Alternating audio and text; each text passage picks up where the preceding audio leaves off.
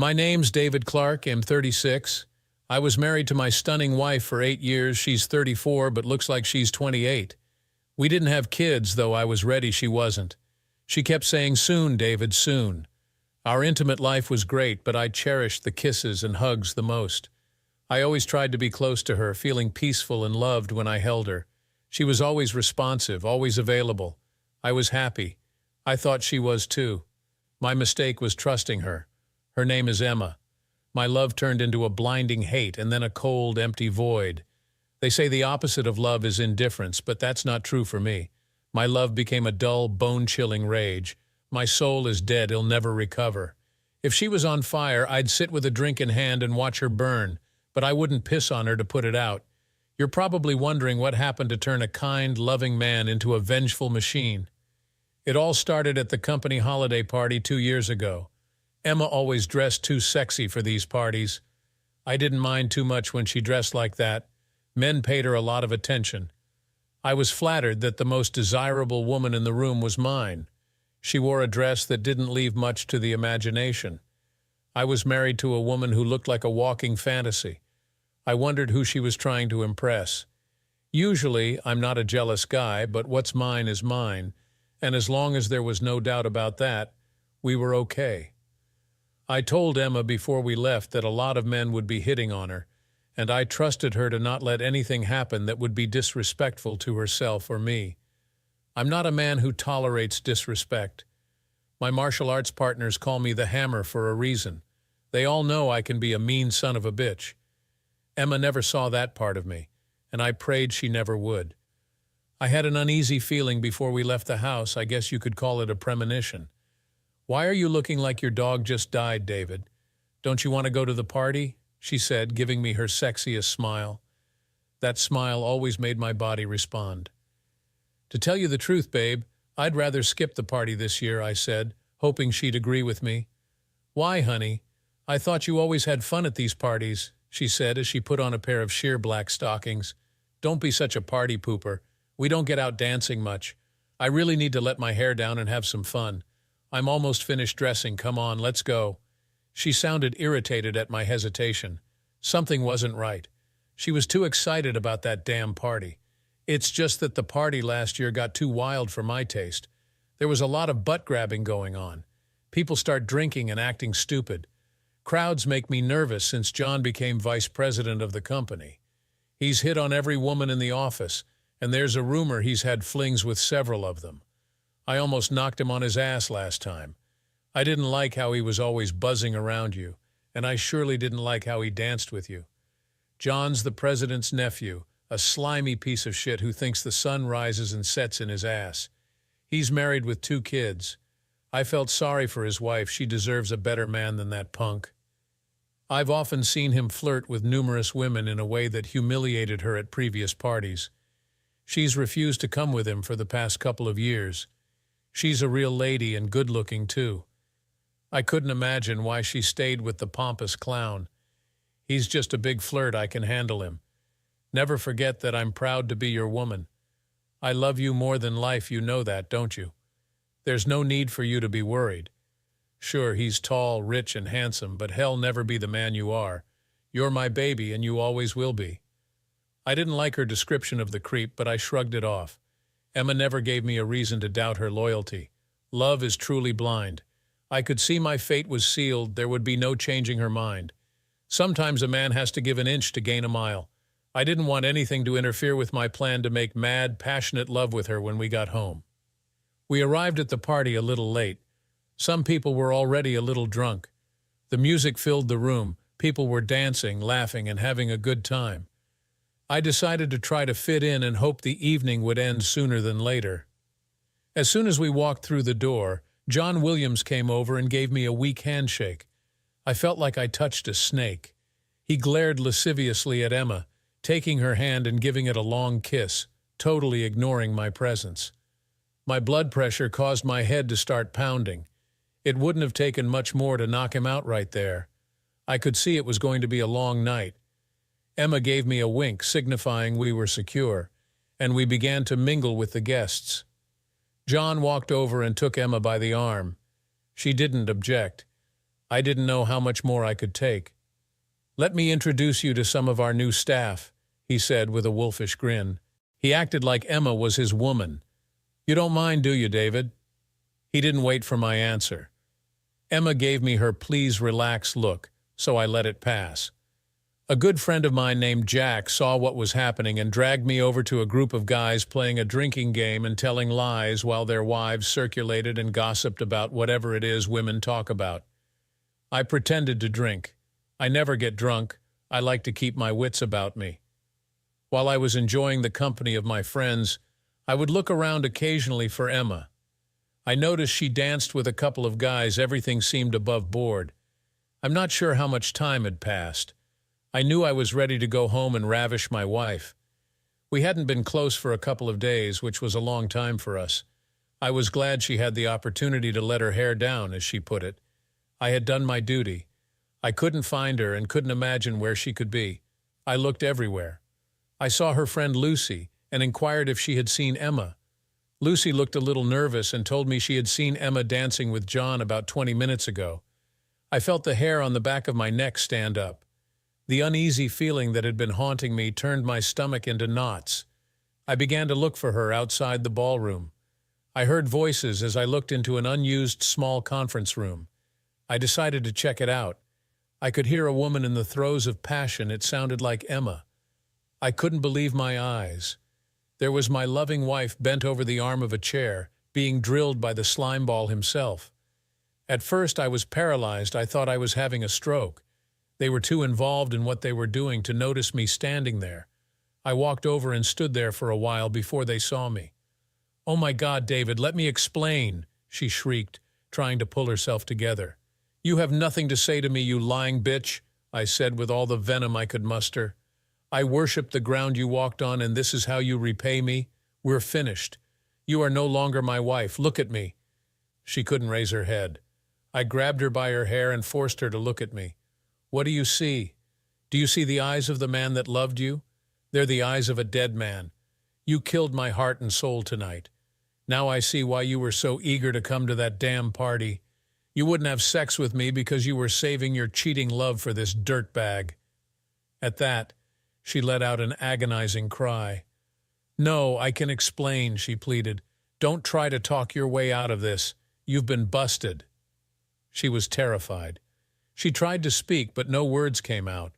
All the time I was berating my soon-to-be ex-wife, John just stood there looking amused. At that moment, 3 of my buddies entered the room: Jack, Mike, and Steve. I guess Lucy told them there was going to be trouble. They stood there frozen. Nobody knew what to say. I turned to John. "And you piece of shit, I should kill you where you stand. If you try anything, I'll have you arrested for assault and my uncle will fire you. Maybe I'll just kick your ass for the hell of it." "I've already had your precious wife's love several times," he said, grinning at me. "You've been getting sloppy seconds after every holiday party for the past 5 years. He was sneering at me. "Screw you and your uncle," I growled. I decided to not only humiliate him, but I was going to make him suffer, and Emma too. He was a few inches taller than me, not that it mattered. I was ready for a fight. The prick had no idea what I was capable of. I allowed my anger to dull the pain as I looked at the woman I would have gladly given my life for. We both knew what she had done was unforgivable. There could be no excuses or forgiveness. Our life together was over. As badly as I wanted to kill him, she wasn't worth spending the next 25 years in prison. "Your ass is mine." "You'll pay for your disrespect," I said, looking him in the eye. I wasn't reacting as he expected. I was blocking his exit deliberately. I could see the indecision on his face. He decided to bluff his way out and pushed me out of the way. That was a big mistake. I easily avoided his hand and gave him a quick shot to his gut. When he doubled over, I grabbed him around his neck and began slapping him with the palm of my hand. The first slap stunned him and twisted his head around as he hit the floor. I lost count of how many times I slapped the now defenseless, whimpering garbage on the floor. All right, please, enough. No more, please, no more," he begged like the coward he was. "Not nearly enough, scumsucker. You'll live to regret deciding to screw my wife. You took what was mine. When I'm finished, you'll be divorced and disgraced. I'm going to sue you for alienation of affection. Then I'm going to sue the company for your misconduct on company time. You'll be rich and you'll be screwed. You messed with the wrong man.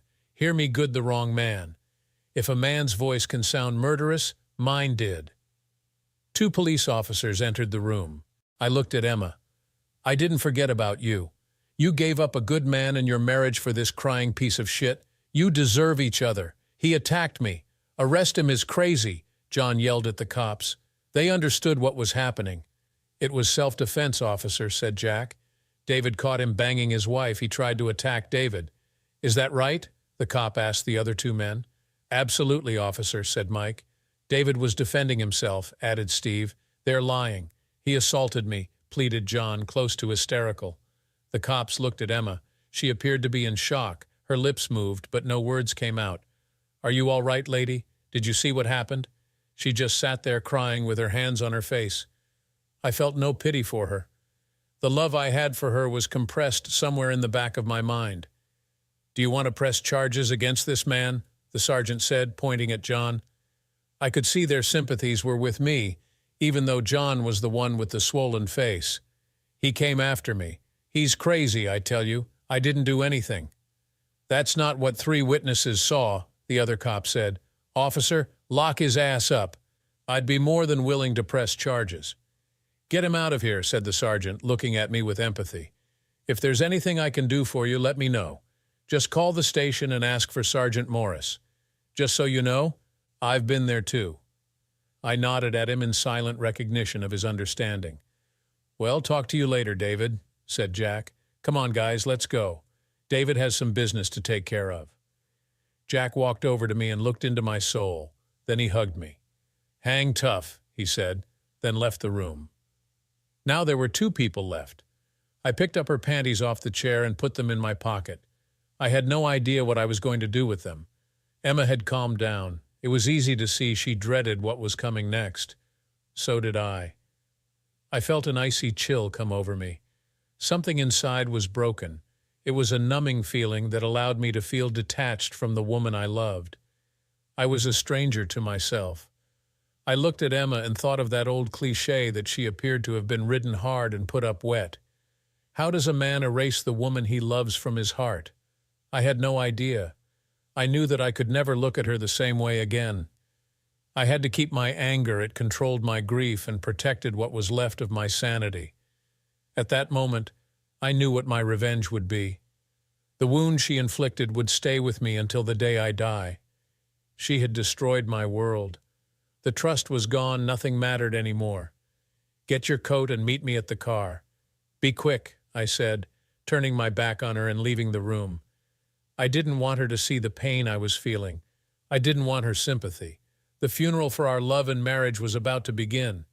As the car sped into the night, my silence said volumes. Are we going home, David? We don't have a home anymore.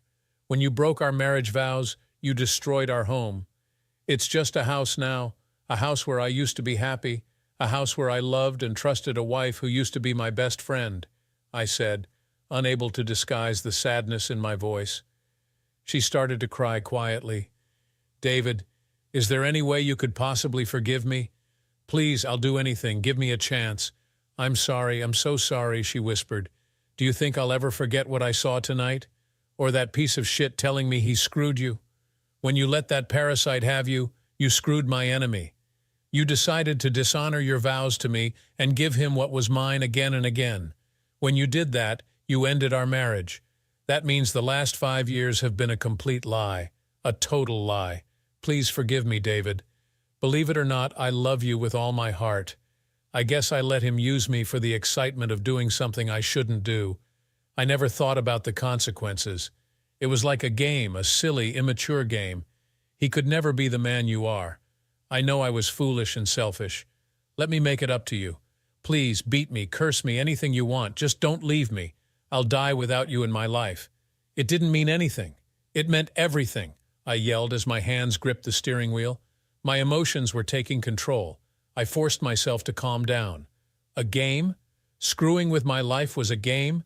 You talk about your love. You love me, yet go and screw another? The car slowed and stopped. Get out. Where are we? Get out. Why? What's going on? Her face showed concern and fear. Get your ass out of the car now. My tone left her no choice. Emma followed me to the door. Mrs. Brooks, yes? Yes, how can I help you? My name is David Clark. I used to work for your husband's company. May I speak with you a moment? Is John okay? What's this about? I had a firm grip on Emma's arm as we entered the house. Please come in. Have a seat. She was the kind of wife I thought I had. I was going to cause her pain. John would hurt much worse. He should have read me better. I had to hurt his innocent wife in order to crush him and humiliate my soon-to-be ex-wife. I was being driven by primitive feelings I can't begin to explain. This will only take a short time, Mrs. Brooks. My wife has something to tell you. All eyes were on Emma. Tell her. I tightened my grip on her arm. 2. She hesitated. Tell her. My grip tightened again. My husband caught me having sex with John tonight at the holiday party. She blurted the words out like they were poison. Tell her how long you've been screwing her husband. Every year for the past 5 years we've managed to sneak away and have sex, she cried. I acted like a slut, and I'm so sorry. We only had her word on that. She could have had a series of lovers or a relationship with John more often than she's confessed. Who cares? Her ability to deceive long-term had already been established. John's wife looked more enraged than shocked. She always knew he was an asshole, but to be confronted with his adultery made her knees weak. She recovered and walked to Emma and slapped her hard. Emma fell back, holding her face, stunned and hurt. Get that bitch out of my house, she hissed. When I'm finished divorcing his worthless ass, you can have him, she spoke, looking at Emma like roadkill. It felt good knowing John was going to have one hell of a welcome home reception when he bailed out. I knew that Emma and I would soon part forever. It hurt me to look at her. I never could have imagined the day would come when my beloved wife would need my protection, and I would not give it to her. Well, shit happens. We were getting close to her sister's house. We will be divorced, I said without looking at her. The house will be sold, and I will take 70 of the equity. We'll divide our investments equally and keep our own pensions. If you don't contest the divorce, I will not use adultery against you, which would include the testimony of at least a dozen people who were aware of what you were doing over the past 5 years. I'm sure my 3 friends would be happy to drive a nail into your coffin. They were there when I kicked the shit out of Loverboy. I will then mail the transcript to every friend and relative you have, exposing you for the whore you are to everyone. It's up to you. There's nothing I can do, David. Nothing. She looked defeated, helpless, and desperate. You already know the answer to that question, don't you? My revenge against you will last a long time, maybe forever. What are you going to do to me? I know you. You're basically a good woman whose lapse in character has cost both of us a terrible price. I believe that you love me, but it doesn't matter. For the most part, you've been a good wife whose selfishness has ruined several lives. You're also self-centered and manipulative. I guess I chose not to deal with that part of you throughout our marriage. I'll never make that mistake again. Your guilt will haunt you. It will grow and consume you. When you finally realize that I'm never coming back, you'll experience deep depression and loss. You'll crave my forgiveness. Having forfeited my love, I want you to go to your grave regretting what you've done to yourself and me and carrying the burden of knowing that you are unforgiven. The car pulled in front of her sister's house. You'll be hearing from my lawyer soon. Don't go back to the house until noon tomorrow. By that time, I'll be gone. I'll come back when you aren't there to get the rest of my stuff. That's it, David? Over 8 years of marriage gone just like that? Just like that. Goodbye. By the way, take these with you, I said, handing her back her panties. Tears fell from her eyes as she exited the car. Tears rolled down my face as well. The divorce with Emma was over in 6 months. Now, 8 months later, I pondered if I should have let her see my pain, if for no other reason than to let her see how her actions destroyed my life. I realized that I had lost control the night I caught her. I didn't feel good about that. I guess I was a bit insane at the time. Since then, I've tried not to allow myself to grieve the death of our relationship. I needed to keep the anguish at bay. Nevertheless, I was continually depressed. My subconscious mind kept asking questions for which there were no answers. For the first 6 months after our separation, she tried to call me a number of times. If she left a message, I erased it. If I answered and heard her voice, I hung up. It was a matter of self-defense. Despite everything, I knew I still loved her. She knew how to get to me, and I didn't want that. My dignity, pride, and self-respect depended on my staying strong. I couldn't let her hurt me again. The less angry I became, the more vulnerable I felt. My love for her hadn't died, but I couldn't be with her. After the divorce was final, she gave up and stopped calling. What was she going to say? I love you. It was just a game, David. I'm a thrill seeker. He tempted me and I gave in. I didn't want to hear her lies and excuses. If that was the case, and even if it happened once and she didn't tell me, she became a party to his actions. Besides, what I saw showed me how much she was enjoying his efforts. She signed the papers and didn't show up at the final hearing. It was just as well.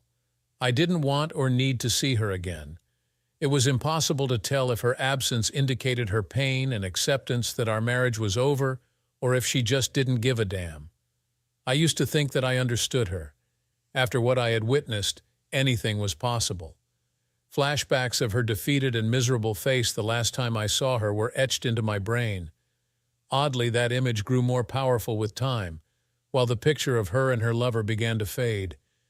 Even though I knew that our love was a lie, I still missed her. God help me, but I could never trust her again. There would be no way to know if she ever really loved me. Was she unfaithful when I married her? Was I just a pawn in some secret master plan? I couldn't understand how she felt it was okay to make me a fool. If she loved me, how could she show me such disrespect? The questions made me feel inadequate and confused. I didn't think I could ever trust another woman. I needed to do something, but I didn't know what to do to shake her out of my life. My so-called revenge against her was a matter of wishful thinking.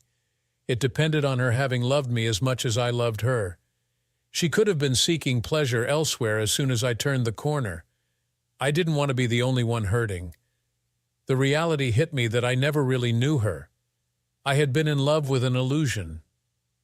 Could it all have been smoke and mirrors? The questions were driving me crazy. The death of our marriage occurred without warning, like a flash of lightning and a clash of thunder. My life as I knew it was over in one night. When the story got out about what I did that night, some of our friends saw me as a heartless villain. Others felt I should have found ways to punish and humiliate her more than I did.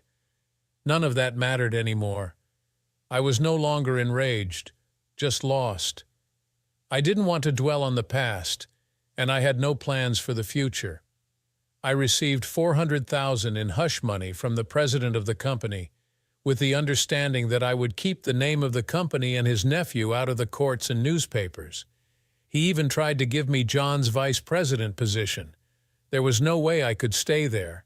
I couldn't bear the looks of my one-time colleagues. Their faces said it all. Some of them pitied me, others saw me as stupid or weak for allowing my wife to cheat on me for so long. To the people I had known for so long, I was a victim or an idiot. Just about everyone knew what was going on with Emma and John, except me. With the $150,000 I received from John to keep me from suing him for alienation of affection, my share of the equity in the house, and my share of our investments, I decided I didn't need to look for work anytime soon. I started drinking every day to fill the lonely hours and empty space in my life. While drinking my troubles away one night, I had a conversation with the bartender at my favorite watering hole. His name is Tom. He's in his 50s with gray hair and a face that had seen a lot of bad roads. Tom was a straight shooter, that's why I always liked him. His eyes reflected years of acquired wisdom.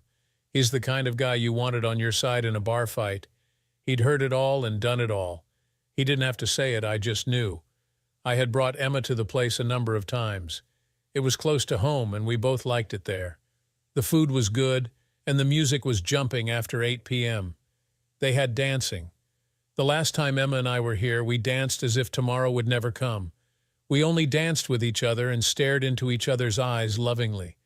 Why didn't I see the betrayal in her eyes? I don't know, maybe I didn't want to. Then we went home and made some wild love. We'll never dance again except in my mind. I scanned every woman who entered the room. I guess I was looking for Emma while at the same time dreading seeing her. David, I've never known you to be a heavy drinker. I'm worried about you, brother. You're working on your third scotch and you haven't been here 15 minutes. I hope you don't mind me butting into your business, but you look like a man who has a lot on his mind. It's slow tonight. I've been tending bar long enough to learn how to listen if you want to talk about it. I was happy to finally let it out. There had been too many conversations in my own head. Tom listened as I told him my story. He said nothing for a long time. Your ex was in here a couple of weeks ago, David. She was beautiful as usual, and she didn't look like she was grieving to me. She kept looking around, the same as you've been doing. She could have been looking for you. She probably does love you in her own messed up way. Don't even try to make sense of it.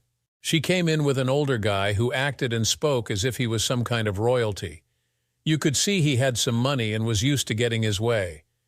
She didn't look happy then again. She didn't look unhappy either. The deal is, you're crying in your beer and suffering alone, and she's dancing. A new image of my ex flashed in my head. I could see her, smell her perfume, and hear her laugh. It was far away from the sobbing wretch that I left, but the sexy, manipulating force of nature she was. Well, so much for my revenge. I wondered if she had felt any of the torment and loss that had plagued me since the night we parted. I said nothing as I hung my head, lost in my thoughts. The grief that I had been trying to repress rushed over me. I was powerless to stop it. I was glad Tom was there. I felt an overwhelming sense of mourning for what was dead and gone. Now, what I'm about to say may sound a bit hard, but you've got to suck it up, David. Your situation has changed, and you have to change with it.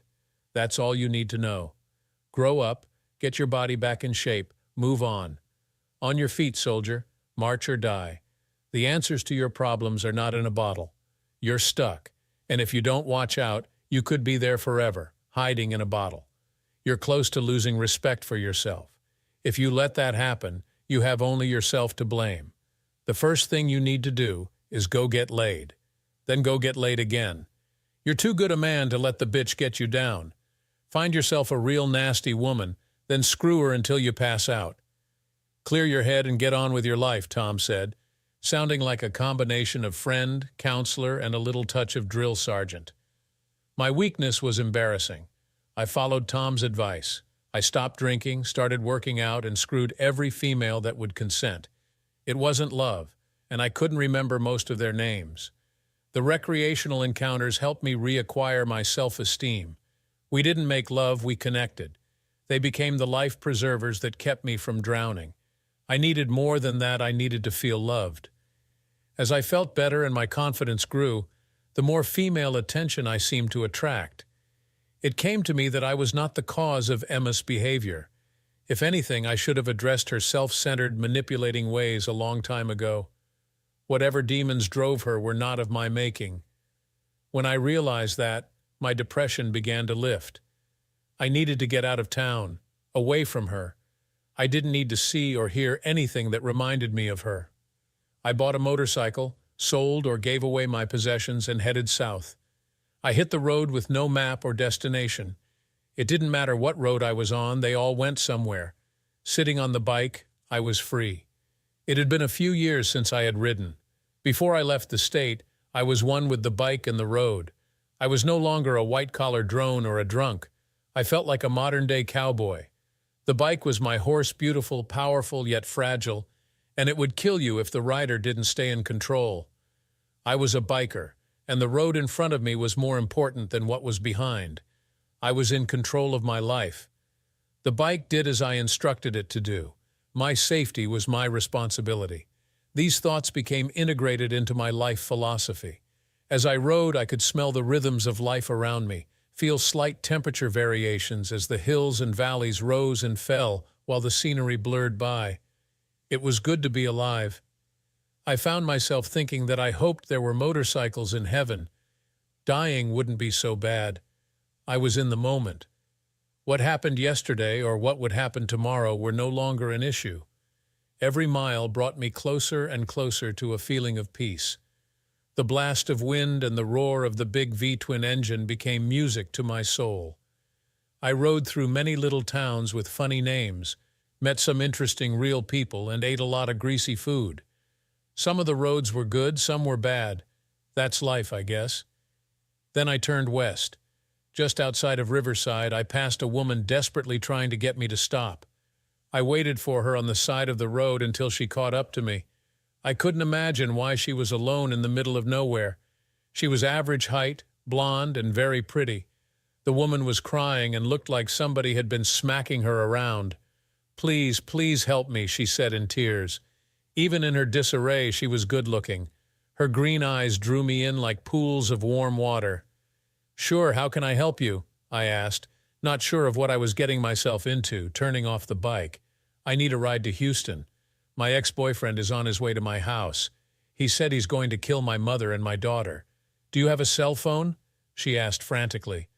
I wanted to ask her what the hell was going on, but her desperate state of urgency didn't allow for questions. There would be time later to get to the bottom of it. I gave her my phone and she called the police. She seemed a little less stressed after she spoke to them. "You don't know me, and you've been more than kind, but could I ask you to give me a ride to my house? I'll show you where to go. I pray to God that maniac doesn't get there before the police. Please hurry." Before I could answer, she was on the back of the bike, holding me tight. We sped up the road. I used all of my skills to get her to her child and mother. I think I broke every traffic law on the books. It felt good to have her arms around me. It felt good to be needed. I didn't even know her name. I wasn't sure what was going to happen when we arrived. If this guy had a gun, we'd both be screwed. When we arrived at her house, the police were already there. They were putting the handcuffs on a man who was resisting arrest. Laura jumped off the bike and ran toward the house. He saw her and started shouting, "I'll get you, you'll see. They can't keep me locked up forever." He was still ranting as they drove away. "Mama, are you and Katie okay?" "I was so worried," she said, hugging her mother. Just then, a cute little 8-year-old girl appeared. "Mommy, you're home. Jack was here. He said he was going to kill us. Why does he want to hurt me and Grandma? Why, Mommy?" I stood behind her, feeling a bit awkward at that moment. Both the mother and Grandma realized I was standing there. "Please forgive me," Laura said. "I don't even know your name." David Clark," I said, extending my hand to Laura. "This is my mother, Helen, and this is," she said, putting her arm around the little girl, "my little angel, Katie. My name is Laura. Mama, David was nice enough to take me here after Jack slapped me and left me on the side of the road. I was so worried. He's crazy. When I told him I didn't want anything else to do with him, I thought he was going to kill me." "I'm very glad to meet you, ladies, and especially you, Katie," I said, smiling down at the little girl. "I'm glad that I could be of some help. Please call me David." "Mr. Clark is my father's name," I said, smiling. "I'm sorry it couldn't be under better circumstances. I'm glad they got that guy before he hurt somebody. He acted like a real mental case." She didn't have a chance to answer. Katie chimed in, "Could you take me for a ride on your motorcycle, please? I like motorcycles." She looked at her mother expectantly. She had completely forgotten the drama her mother's ex-boyfriend had caused and had no idea of the seriousness of the threat against them. "Well, see, Katie, if it's okay with your mommy, it's okay with me." Helen extended her hand. As I shook hands, she said, "We thank you, David. David, would you like to stay for dinner? I guess we owe you some kind of explanation in exchange for your kindness." "I'd love to stay for dinner, Helen. I haven't had a home-cooked meal in a long, long time." "Well, I hope you're hungry." "Mama always cooks too much," Laura said with a twinkle in her eyes. "Are you married?" asked Katie. No, I'm not." "Why do you want to marry me?" I said, kneeling down so I could see her eye to eye. "I'm too little," she said thoughtfully. "But you could marry Mommy." We all smiled at her innocence, feeling a little embarrassed. "Katie, we just met David. He doesn't even know us," Laura said in a way only a mother could. "I know, but he has a motorcycle and I like him." "Well, now that we have that straightened out, let's eat," said Helen. I had just met these people nevertheless. I was feeling as if I was talking to family. Their sincerity and warmth, as well as their trouble, tapped into my protective instincts. There were good vibrations in this family. I wanted more information about Jack. He appeared to be dangerously out of control, and I was seriously concerned for their safety. It didn't hurt that Laura was a real beauty, and little Katie was irresistible.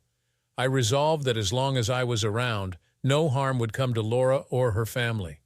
Suddenly, my life had a purpose. The question in my mind was how such a nice woman ended up with a head like Jack. Then I thought, I ended up with Emma, didn't I? One bad decision can lead to an endless array of consequences. I decided that fate can sometimes be kind as well as cruel. I considered myself fortunate to have met her. Life had banged her around a bit. I knew what that was like. When the time was right, I'd investigate further. Jack was going to be trouble. Dinner was served, and both Laura and her mother seemed to be happy that I was starving. The food was good, and I ate like a man having his last meal. I gave them some background about my divorce and the fact that I had been riding aimlessly for months, trying to regroup my life. They nodded empathetically as I spoke. I liked them, and I got the feeling they liked me.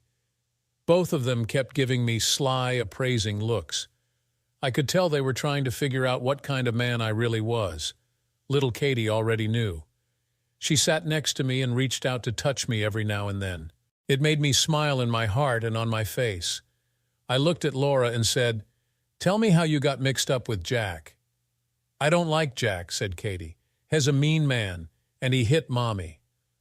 Laura took on a pained and embarrassed expression when she realized how much her relationship with Jack had affected her daughter. At first, he was considerate and kind. I didn't love him, but he was decent company in the beginning. I knew he wasn't good for me, but I was lonely and needed someone to talk to. Then he quickly changed and started drinking heavily. He didn't want me to talk to my friends or family, and then he started treating Katie like unwanted baggage. I wouldn't put up with his abuse. When I told him it was over, he became violent. He said if I would speak with him one last time, he would leave us alone. That's how I ended up standing on the side of the road. Thank God you came along when you did. "Is he Katie's father?" I asked, hoping that he wasn't. "No. My husband Mark is Katie's father. He was killed in Iraq. We've been alone since then. It's been more than 3 years now. I've only known Jack for a month, that's it. That's how we got into this mess. I suggest that you go down to the courthouse on Monday and get an order of protection. He threatened you in front of the police. The order will be automatic. That way, he'll be arrested immediately if he comes anywhere near you or your family." "I want to ride the motorcycle," Katie said, lightening the conversation the way only a child could. Okay. I'm sure David will give you a ride," said Laura. "If you're finished eating, go watch cartoons. I want to talk to David some more, okay, honey? Come on, sugar, let's go see what's on," said Helen. "Okay, Mommy. See you later, David." She skipped away. "Wow, your daughter really gets to me. She is something else. I think she looks like you. Katie is my angel. If anything happened to her, I would surely die too. I don't think I could have made it through the past couple of years without her." "I understand," I said, taking her hands in mine. It seemed like the natural thing to do. That was a magic moment. I swear the heat from her hands shot up my arm, rattled around my brain, and pierced my heart. I wanted this woman. All I could see were her eyes. I was lost in them. We were communicating without words. I knew she felt it too. Something powerful was transpiring. It scared me a little. "It's getting late. I should go and find myself someplace to sleep tonight," I said, standing up, feeling nervous. My life was changing again. I was trying to keep up. "We have lots of room, David. Stay here, please. Katie would love it." "Really? How about you?" I said, knowing what the answer was. "Yes, I would love it too. I feel so safe around you. You're my knight in shining armor. You rode in and saved me on your motorcycle. We'd be happy to help you until you get on your feet." Her smile lit up the room. She thought I was broke. Obviously, it wasn't my money she wanted. "I accept," I said, smiling. "I noticed your house could use a few repairs. I'd be happy to do that for you, okay?" "That would be great, David. It will be nice to have you around for a while. It's Friday night. Do you know a place we could go dancing? Not too fancy. I'm afraid I'm not carrying much in the way of clothes. Yep, I know just the place, she said, genuinely enthusiastic about the idea. Let me see. She started appraising my measurements. My husband Mark was about your size. I never got around to throwing away his things. I'll show you where I keep them. Please, if you see anything that fits, help yourself. I have to go get myself ready. Come on, I'll show you where the stuff is. It's in the guest bedroom. There's a bathroom in there if you want to take a shower. It's a country bar, so don't get too dressed up. She disappeared and came back an hour later. Holy smokes, I said when I saw her. She cleaned up really well. Laura was wearing jeans, high-heeled shoes, and a top that clung to her breasts, allowing them to accentuate her beauty. Pearls around her neck and her hair was in a ponytail. She took my breath away, having the appearance of being young yet sensual and mature at the same time. You're positively stunning, I said. The dumb smile on my face conveyed my feelings. I'm just a little old country girl, she coyly replied. If that's the case, I love the country, I said, wanting to make love to her right there. She beamed at the compliment. I had a feeling that I had won the lottery. I wondered how she would deal with all the masculine attention she was bound to receive. The last time I went out with a beautiful woman, well, we know what happened. Thank you, kind sir. You're looking quite handsome yourself. I think we make a very cute couple. Shall we go? She was a little nervous as she walked out the door. I had the chance to check out her shapely hips. I was having a hard time controlling my growing attraction to her. I couldn't think of a single thing about her that I didn't like. It was too early to say I was in love, but I was definitely in lust, and like, big time. The club was bigger than I thought it would be. Heads turned, following her as we entered. She acted as if she had no idea of how beautiful she was. The band had the people dancing, nodding their heads with the music, smiling and laughing. Laura showed me how to two-step and some other country and western dances. I was having a ball and discovered that I liked country music a lot. When the music was slow, I took every opportunity to pull her close. I was feeling like this woman was meant to be with me. I needed her to feel the same way.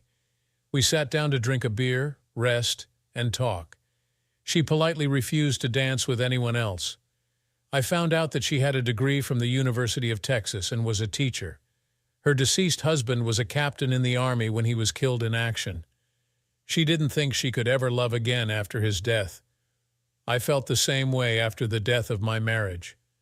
Laura went to the ladies' room. I watched intently as she moved through the crowd. Several men tried to buy her a drink or at least engage in conversation. They failed. She didn't even smile at them. I liked what I saw. Thanks for flagging me down today. Meeting you is the best thing that's happened to me in a long time, I said to her when she returned. I know you just met me, but I'm thinking that us being together feels right. It's like our spirits know each other. I feel that way too, David, but there is something you've got to know about me. Any man in my life would have to accept two things. First, Katie is my life. We're a package deal, and the love I have for Mark is still there. It always will be, even though he's gone. Do you understand? A man in my life would have to share me with his memory. Are you man enough to deal with that? I looked down for a moment, then lifted my eyes to hers, once again taking her hands in mine. Absolutely, I answered without reservation. I couldn't imagine being too far away from her. I've always wanted to be with a woman who could love me like that. I respect what you're saying. I know he was a good man. I just hope there's room in your heart to love again. If I was him, that's what I'd want, I said sincerely. I could, David. The love I still hold for my deceased husband is special and in a special place in my heart. I have a big heart. I'm sure there is room for more love in there. She was looking at me with hope on her face. She was trying to assure herself of my sincerity and willingness to understand and stand by her and Katie. When we got back to her house, I turned to face her when we reached the door and looked deeply into her eyes. "Can I have a hug?" I said, reaching out my arms. I embraced her and held on tight. Then I gently kissed her again and again. The scent of her drove me crazy. I never wanted to stop. I took her face in my hands and said, "You're very special. I just want you to know that." We kissed again. this time deeply and passionately. That night I couldn't sleep. As I lay in bed, I thought about Laura and the events of the day. I knew that I wasn't homeless anymore. With Laura was where I wanted to be. She entered the room and closed the door. Without saying a word, she slipped into bed with me and cuddled up close. I started to speak, and she pressed her fingers to my mouth. I couldn't control myself. I started to kiss her neck. My passion urged me to claim her as my woman. I resisted the urge as long as I could. I wanted the night to be one she would never forget. We made slow, passionate love. Our souls were bonding. 9 weeks passed. Jack's trial for assault and resisting arrest was coming up. If he managed to make bail, he'd be back. Laura didn't talk much about her fear of him, but I knew it was there. We slept together and made love every night. Her kind and gentle nature brought out the best part of me, the part I liked. Our needs complemented each other. She needed a provider, lover, and protector. I needed someone to protect, a lover, and someone worth providing for. My life with Emma became more and more a distant dream. I became able to think of her with no emotion. In fact, I was able to wish her well and hope she could find her road to happiness. Laura would slip out early in the morning so that she would not be setting a bad example for Katie. "So when are you going to ask her?" Helen asked me one morning as I was drinking my coffee. "What?" I said, spilling a little coffee. "If I ever saw two people who should be together, it's you and Laura. And Katie adores you," Helen said, turning to face me as she washed the dishes. "You know she loves you, don't you? I never thought I'd see her so happy again. I know. I love her too, and Katie, and you too." "I feel at home here," I said, walking over to give her a big hug. "We haven't known each other that long. I just don't want to rush things. I guess I should tell her I love her, huh? What do you think? I don't want to meddle." She patted me on the shoulder and left the kitchen, leaving me to my thoughts. That night, as I waited for Laura in my room, I decided that I would discuss the topic of marriage with her. I knew she was the right woman. It was important that she understood what it meant to me. We needed to make some sacred promises to each other before we made any vows in public. I decided I would no longer hold back things that needed to be said, as I did in my first marriage. I heard a piercing scream. It was Laura. I instantly knew Jack was in the house. I reached into the drawer by my bed and took out the 9mm Glock that I had bought as soon as I met the residency requirements. I didn't want to bring empty hands to a gunfight. I rushed to Laura's room in my underwear. When I got there, I saw Jack on top of her, trying to assault her. She fought with him, calling my name. I placed the pistol behind his ear. "Get up, asshole. Real slow. If you flinch, you're dead. I'd love to blow your head off. In fact, I just might anyway." When he was on his feet, his pants fell to the floor. He attempted to pull them back up. "Leave them there. If you move again, I'll kill you. Laura, call the police. Tell them that Jack has entered your house and tried to assault you. Keep Katie and Helen in their rooms." "Come with me," I ordered Jack. He shuffled along to the front door. His pants made movement difficult. When we reached the door, I told him to get on his knees. "Are you ready to die, Jack? You picked the wrong family and the wrong man to mess with. You're going to pay for attacking Laura and threatening her family." "Who are you?" he croaked. "I'm a knight in shining armor, Jack," I said quietly. I cocked the gun and pressed it painfully deeper behind his ear, tightening my grip on his collar. "Say your prayers, maggot. You're about to find out what God looks like." After a long moment, he heard the hammer come down, and he pissed on himself. I had taken the magazine out. There was no bullet in the chamber. If you ever think about coming anywhere near Laura or her family, the gun will be loaded next time. The police arrived and took him away. As a repeat offender, he would get at least 10 years with a guy named Bubba as a roommate. I don't think he ever wants to see me again. After the police left, there I was, standing by the door in my boxers with a gun in my hand. Laura, Katie, and Helen came rushing toward me. Katie grabbed my legs, and Laura and Helen were both hugging me. They were all talking at the same time. "Okay, ladies, he's gone and he's not coming back. We're safe. I promise we always will be." Laura and I were married 3 months later. Our son Mark was born 12 months after that. He looks just like me. Katie was overjoyed to have a baby brother. I asked Tom to be his godfather, and he was honored to do it. He's become part of our family. Laura is teaching, and Helen babysits. We bought a new house, and I opened a Subway franchise. I adopted Katie, and she rides with me all the time. The girl has motorcycles in her blood. I learned that when life sends you down some bad roads, the only solution is to find a new road. I'm happy. Thanks for watching. What would you do if you found out your spouse was cheating on you? Share your thoughts in the comments below. Don't forget to like, share, and subscribe for more stories like this. Thanks for tuning in. What would you do if you found out your spouse was leading a double life? Share your thoughts in the comments below. Don't forget to like, share, and subscribe for more shocking stories like this one.